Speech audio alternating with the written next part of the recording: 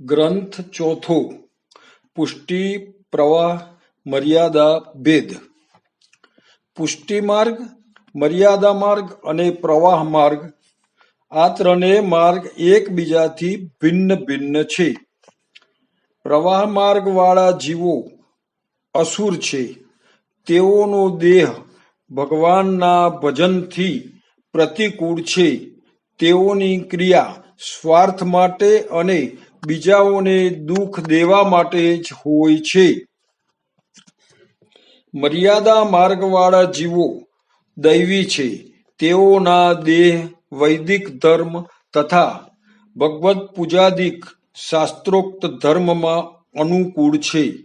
તેઓની કૃતિ અગ્નિહોત્રાદિક સ્તોત્ર સ્માર્ત કર્મ કરવાની તથા જ્ઞાનાદિકને અનુકૂળ ત્યાગાદિક કરવાની હોય છે. પુષ્ટિમાર્ગીય જીવો તે દૈવી છે તથા ભગવાનના અનુગ્રહ યુક્ત છે.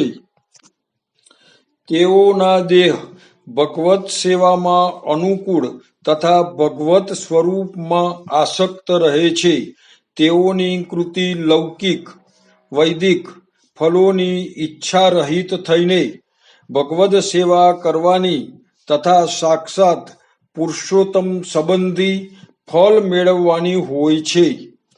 હરિ ભગવાનને ઈચ્છા માત્રથી મન વડે પ્રવાહી સૃષ્ટિ, વચન વડે મર્યાદા સૃષ્ટિ અને પોતાના આનંદાત્મક સ્વરૂપથી પુષ્ટિ સૃષ્ટિ ઉત્પન્ન કરી.